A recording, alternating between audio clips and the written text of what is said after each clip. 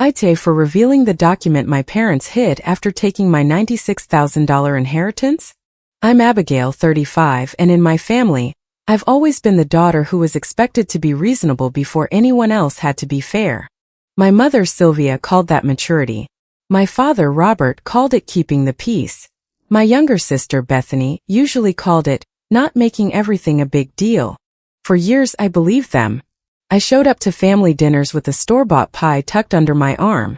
I smiled when my mother made little comments about how independent I was. I listened while Bethany talked about every problem in her life, as if it had happened to her without any participation on her part. When conversations drifted toward money, I found a reason to refill my drink or help clear the table. I told myself that keeping the peace was different from letting people rewrite my life. It wasn't. The pattern had started long before there was any inheritance. When Bethany and I were kids, she had trouble sleeping, so I gave up the larger bedroom because it was farther from the stairs and supposedly quieter. When relatives sent us birthday money, Mom sometimes combined it and bought something nice for both girls, which usually meant something Bethany wanted.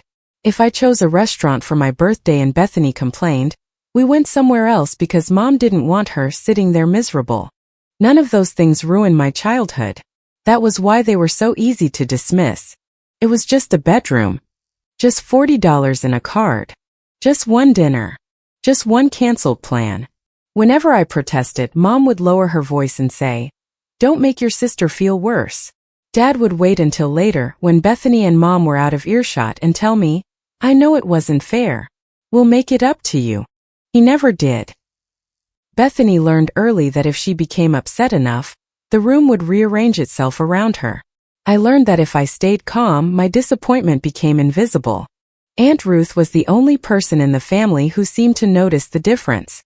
She was my mother's older sister, and she had a way of making Sylvia sound ridiculous without ever raising her voice.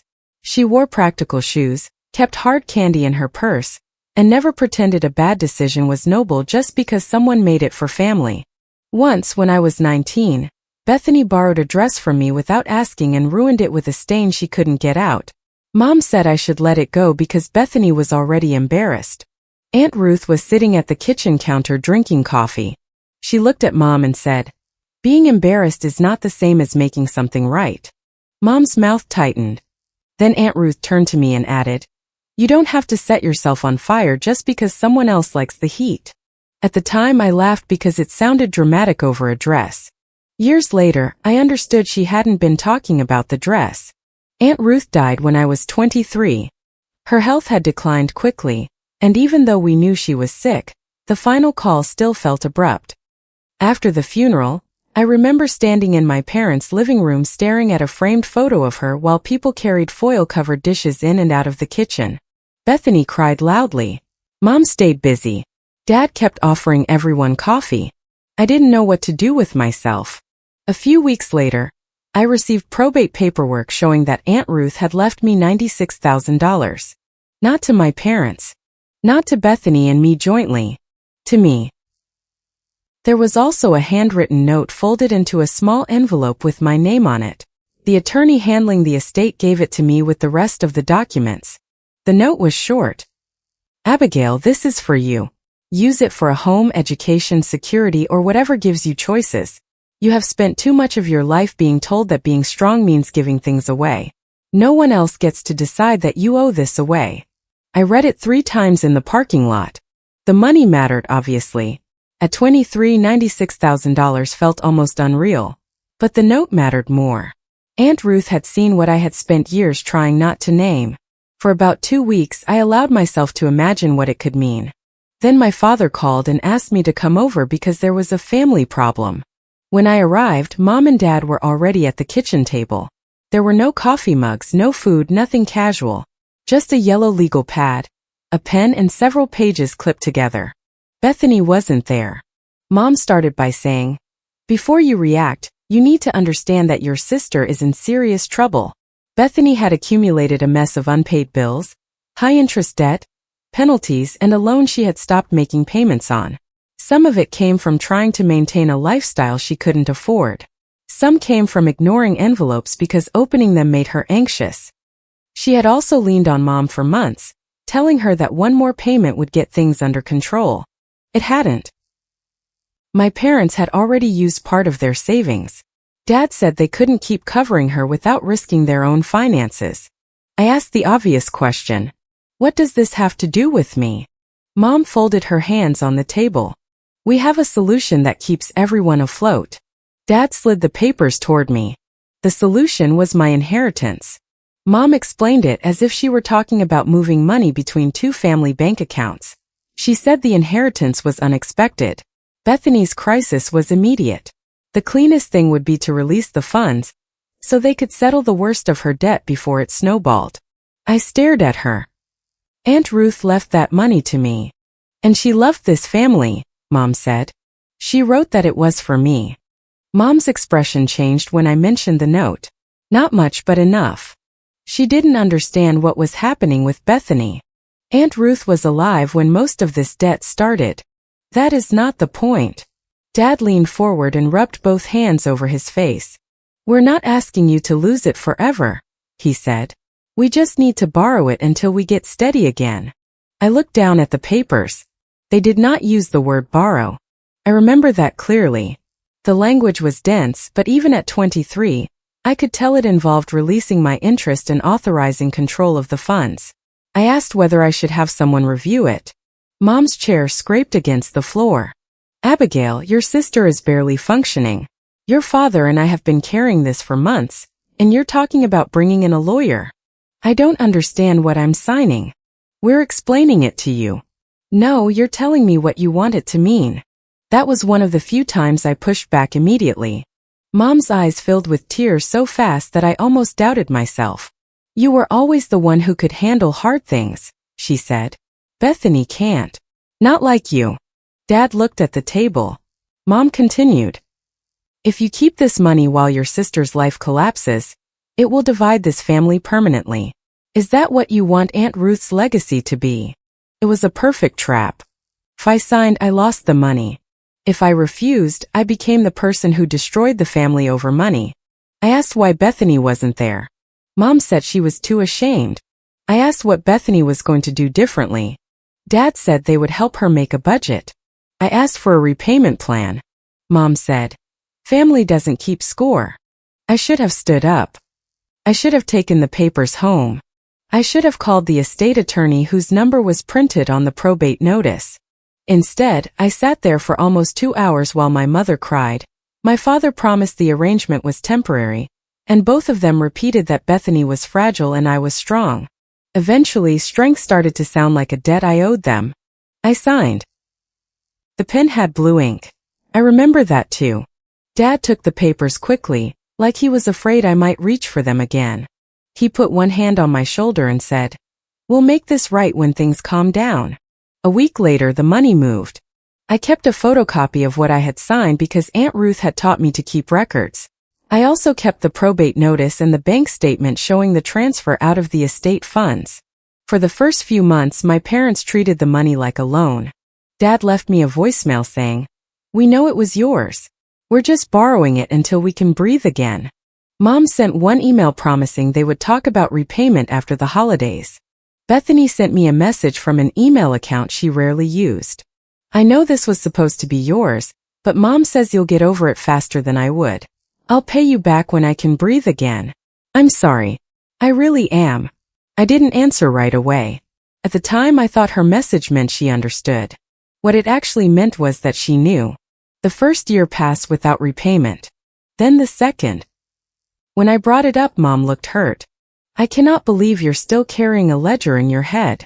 I'm asking what the plan is. The plan is that your sister didn't lose everything. That was her plan. What was mine? Dad interrupted before Mom could respond. Let's not reopen old wounds. That phrase became his shield. Any question about repayment was reopening old wounds.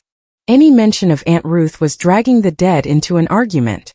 Any reminder that the money had been left only to me was proof that I cared more about cash than people. Bethany's version was simpler. You signed it. The first time she said that, we were standing near the sink after a family dinner. Everyone else had moved into the living room. She was rinsing a plate, and I asked whether she had ever thought about paying back even a small amount each month. She shut off the water. I didn't force you to sign anything. You knew what the money was. I knew Mom and Dad were helping me with my inheritance. You agreed. I was cornered. She rolled her eyes. You always make it sound like you had no choice. I looked at her for a long moment. You wrote that you knew it was supposed to be mine. Her face changed. Then she shrugged. I was young too. She was 19. Young, yes, but not too young to understand that the money had come from me. Over time the story changed. My parents stopped saying they had borrowed the money. They started saying I had chosen to help Bethany. Then they said I had offered. Then, around certain relatives, Mom described it as if the inheritance had been loosely intended for the girls, and I had become possessive after the fact. The lie did not appear all at once. It grew through repetition. At Thanksgiving, Mom would say, Abigail helped the family through a hard season. At Christmas, Dad would say, we all sacrificed back then. Bethany would add, some people just remember their sacrifice more than everyone else's. If I corrected them, the room became uncomfortable, and that discomfort was blamed on me. So I started withdrawing. Not dramatically. I didn't announce that I was cutting anyone off. I just stopped making myself as available. I skipped some holidays. I let calls go to voicemail. I stopped being the person Mom contacted when Bethany had another emergency. When relatives asked why I seemed distant, Mom sighed and said I had become bitter. She said I thought I was better than everyone. She said no one could mention family without me, turning it into a financial audit. My cousin Lila tried to mediate more than once. You don't have to forget, she told me over coffee, but maybe forgiveness would help you move forward. I asked her what she thought I needed to forgive. She hesitated. The money situation. What money situation? You know, the decision everyone made after Ruth died. Everyone. That was when I realized how complete my mother's version had become. Even relatives who liked me believed there had been some kind of difficult group decision. They did not understand that Aunt Ruth had left me a specific bequest and that I had been pressured to surrender it. My Uncle Victor was more blunt. You've always been responsible, he said at a family barbecue. I get why you're angry, but 12 years is a long time to hold on to something. It's been 9 years, I said. He frowned. Has it? Mom had been telling the story so often that even the timeline had blurred. I stopped trying to convince people. But I kept everything. The probate paperwork went into a plastic sleeve. Aunt Ruth's note went into an old photo box with pictures of her at family birthdays. The photocopy of the release stayed with my tax records. I saved the bank statement showing the transfer.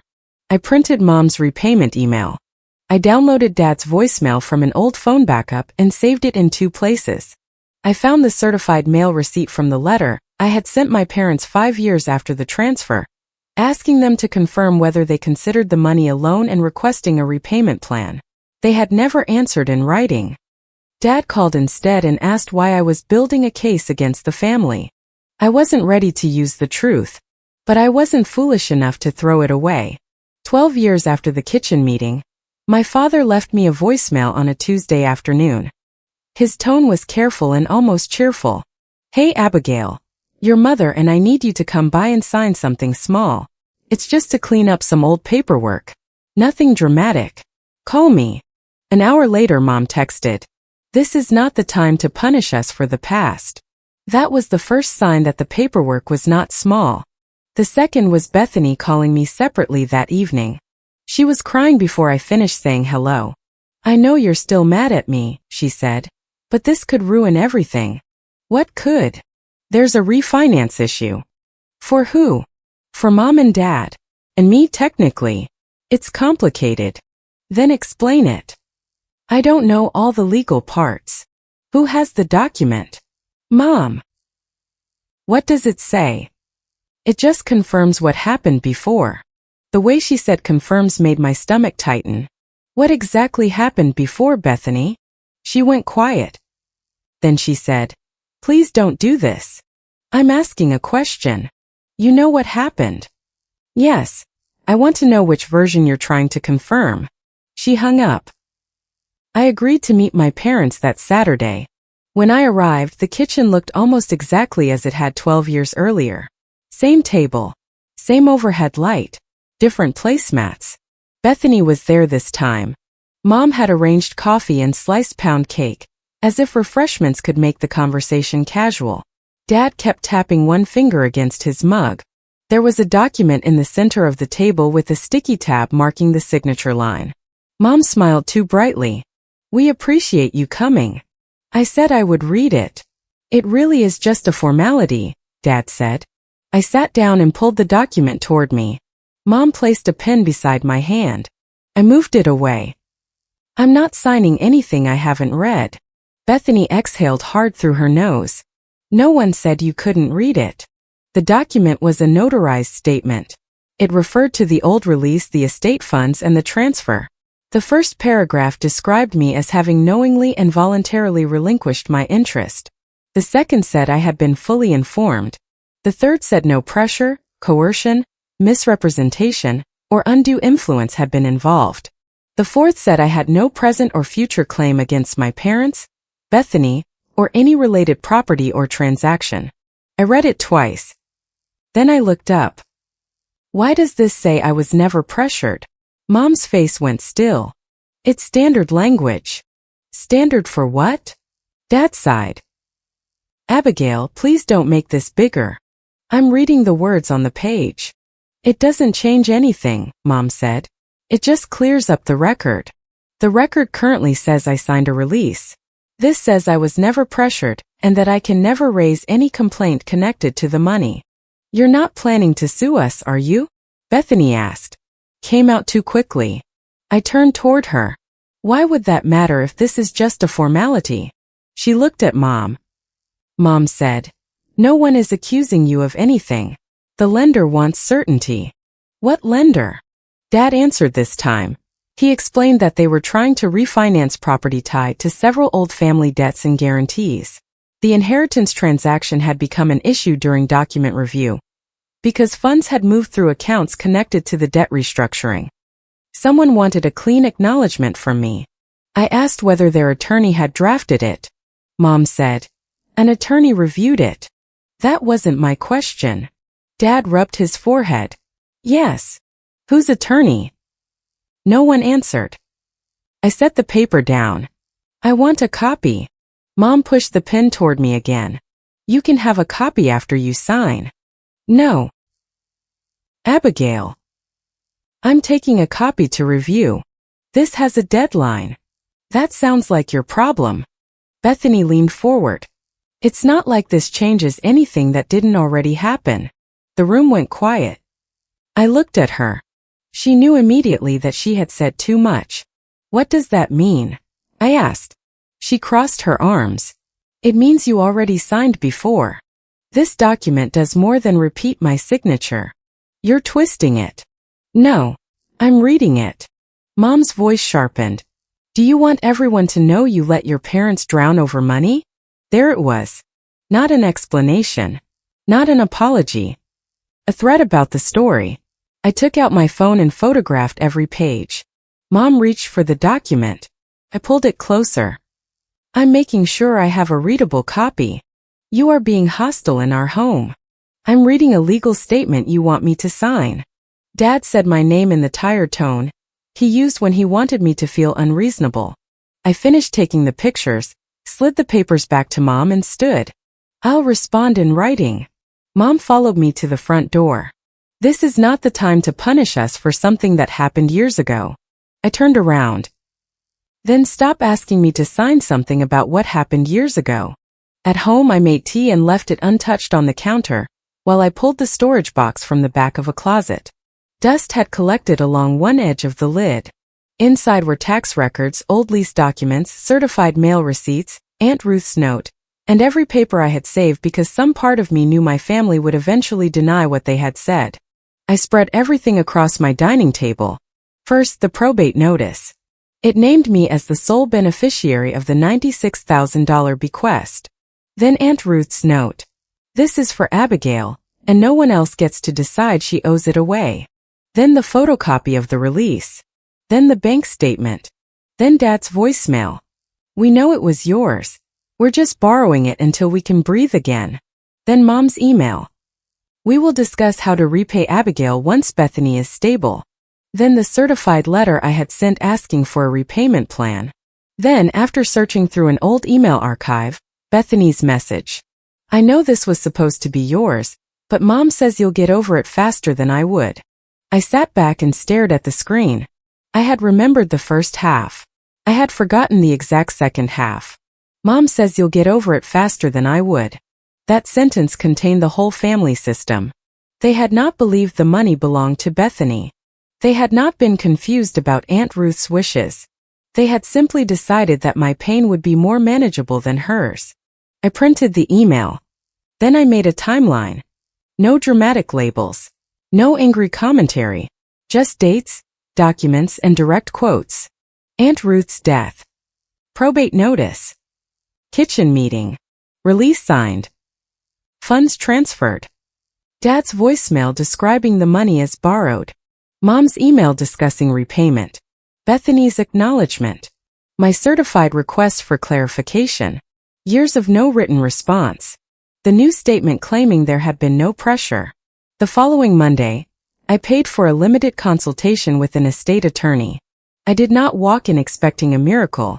12 years had passed, the old document existed, and legal deadlines are real.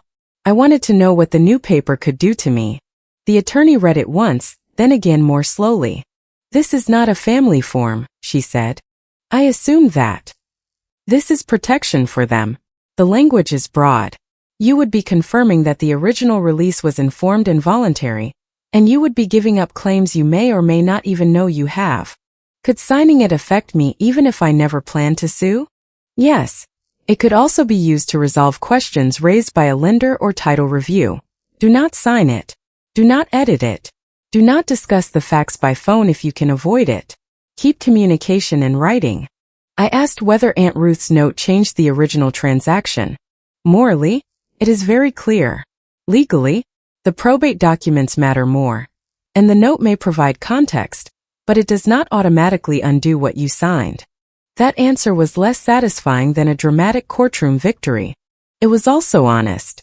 I left with something more useful than revenge. Clarity. That afternoon, I emailed my parents and copied Bethany.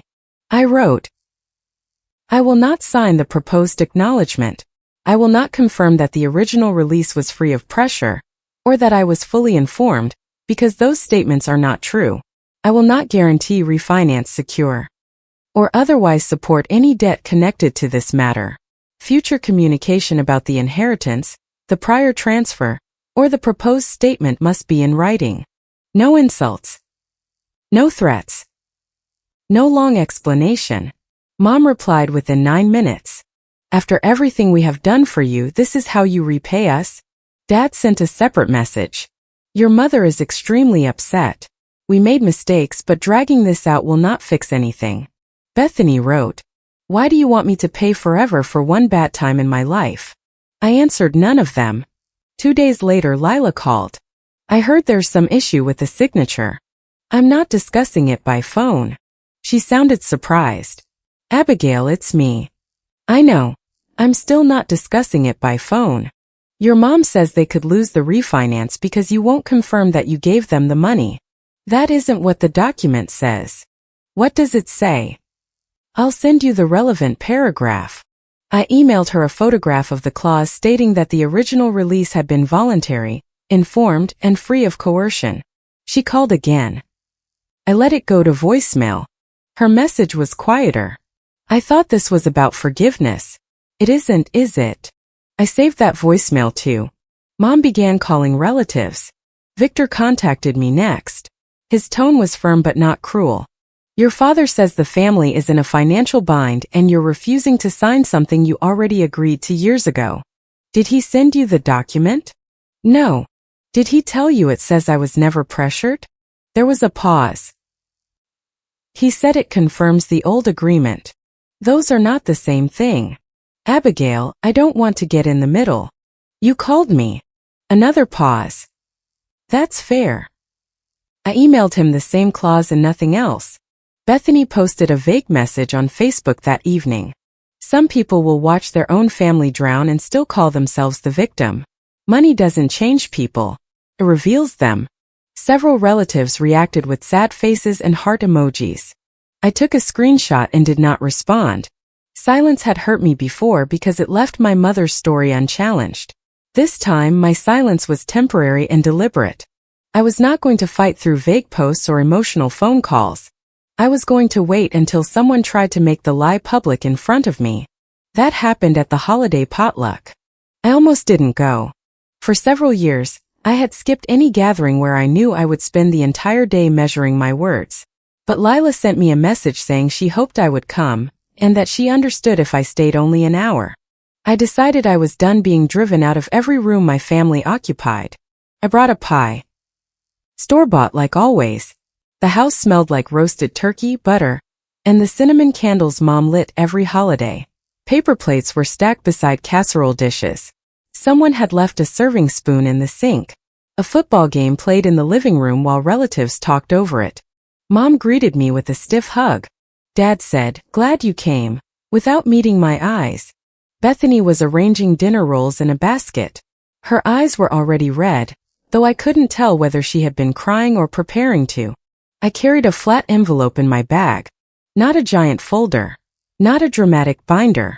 Just photocopies of the relevant pages, Aunt Ruth's note, the certified mail receipt, Bethany's email, and a one-page timeline. For the first 40 minutes, no one mentioned the document.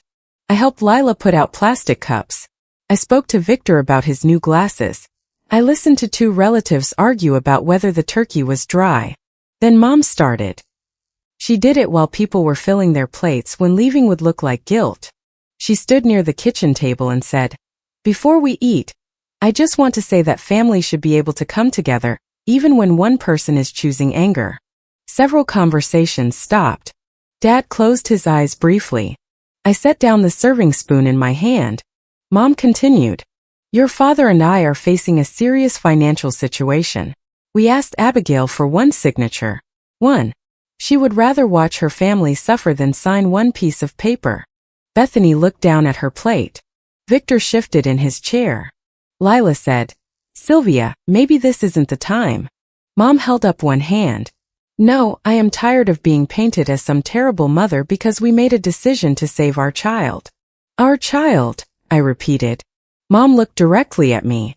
"Yes, Bethany needed us. We all sacrificed. I didn't." A few people looked toward me. Mom's voice softened, which was always more dangerous than when she raised it. "You agreed, Abigail. I signed after you and Dad spent 2 hours telling me I would destroy the family if I didn't." Dad said, "Let's not do this here. You started it here." Bethany's lower lip trembled. "I never asked for any of this." That was the line. The one she had used for years because it allowed her to keep every benefit while denying every choice. I reached into my bag and placed the new statement on the kitchen table. Beside it, I placed the old release, the probate notice, Aunt Ruth's note, the bank statement, the certified mail receipt, Bethany's email, and the timeline. No one spoke. Mom stared at the papers. "What is this?" "You're right," I said. "It is one piece of paper. So let's read what it actually says." I pointed to the paragraph I had highlighted on the new statement. "This says I confirm that I gave up Aunt Ruth's bequest voluntarily, with full information, and without pressure, coercion, or misrepresentation. It also says I have no current or future complaint or claim against Mom, Dad, or Bethany connected to the money." Victor leaned closer. Dad said, "It's standard legal language." "Then why didn't you explain it before asking me to sign?" "We did explain it. You called it a formality." Mom folded her arms. "Because it is. No. A formality confirms an uncontested fact. This asks me to confirm a lie." Bethany shook her head. "You're making it sound sinister." I looked at her. "I asked why the document said I was never pressured. You told me it didn't change anything that didn't already happen. That means you understood exactly what it was trying to establish." "I meant you already signed the money over." "Then why does this new document exist?" She had no answer. I turned the probate notice toward Victor. This is the original bequest. Aunt Ruth left $96,000 to me. Not to the family. Not to Bethany. To me. Victor read the page. His expression changed. He looked at Dad. Robert, did Ruth leave it to Abigail or not? Dad's face had gone pale. Yes. Mom jumped in. But Ruth didn't know the full situation. Victor did not look at her. Did Ruth leave it to Abigail? Yes, Dad said again.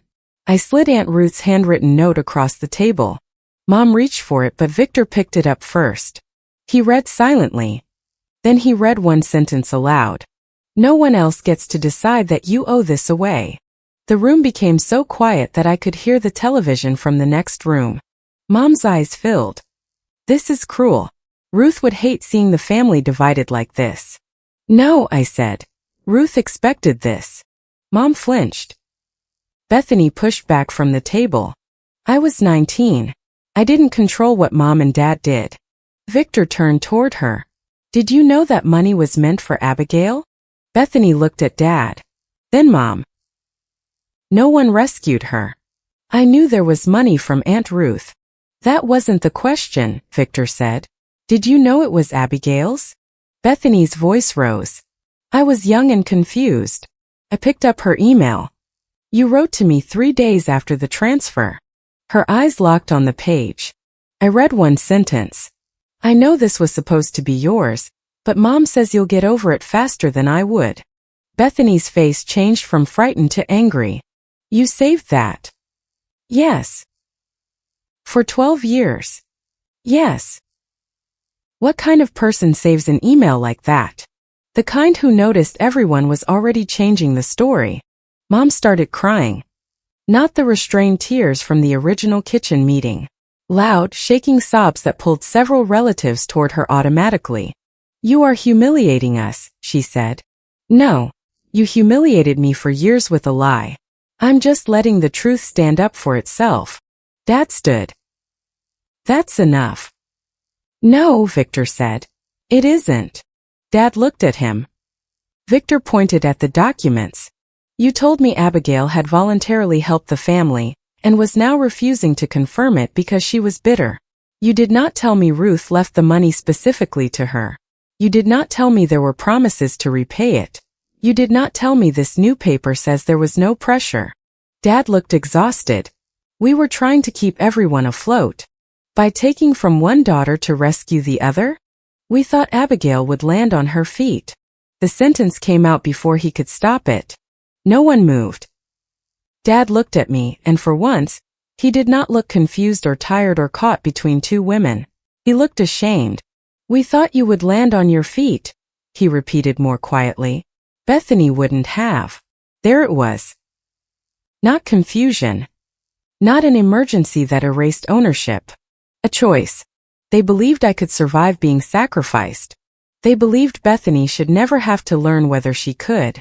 I nodded once. Thank you. Dad frowned.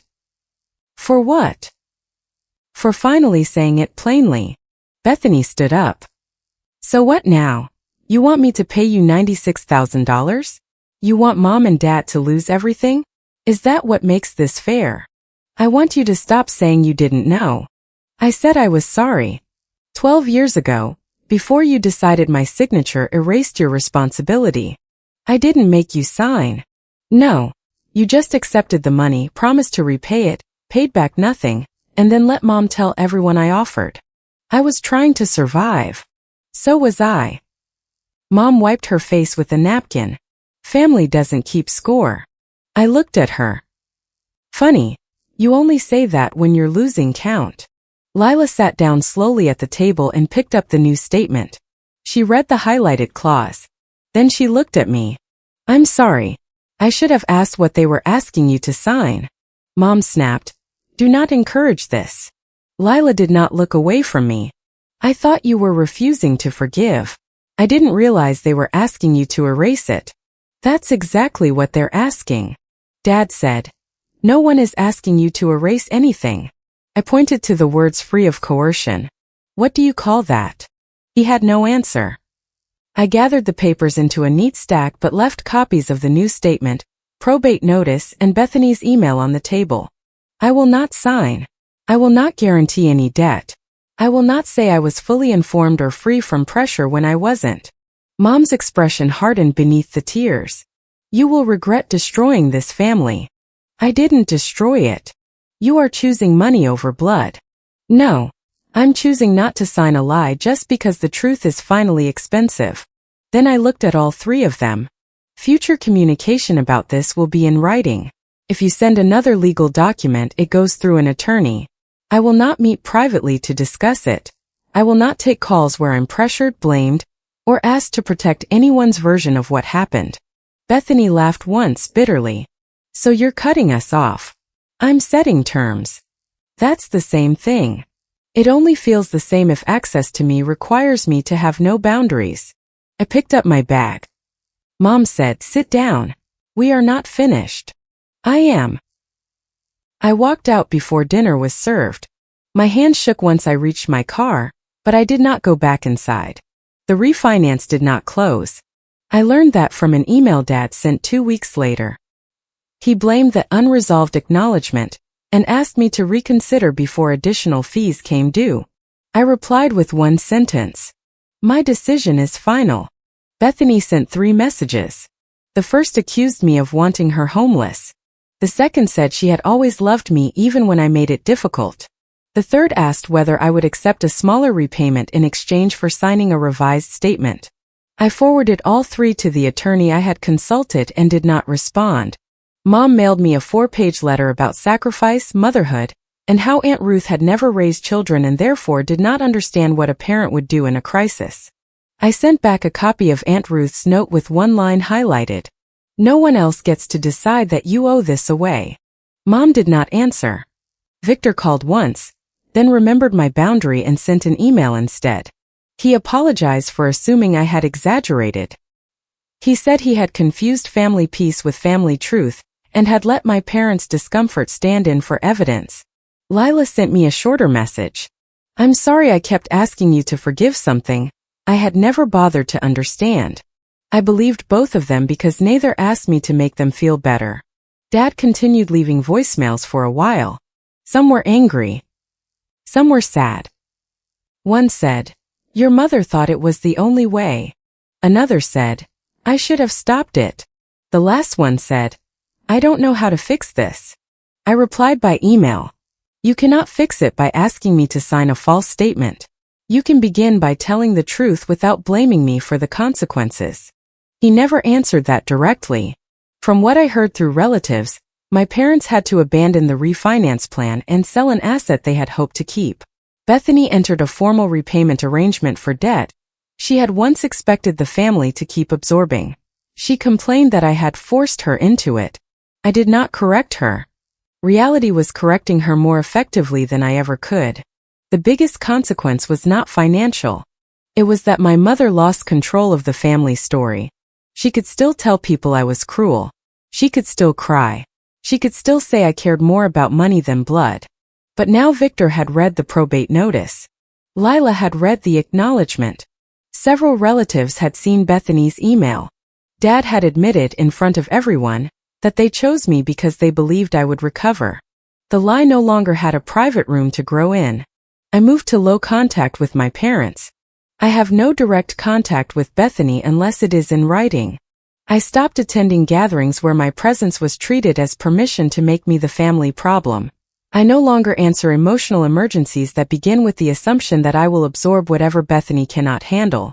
I did not get the $96,000 back. I did not get back the years I spent wondering whether wanting the truth made me selfish. I did not receive the apology Aunt Ruth would have demanded on my behalf. But I kept the documents.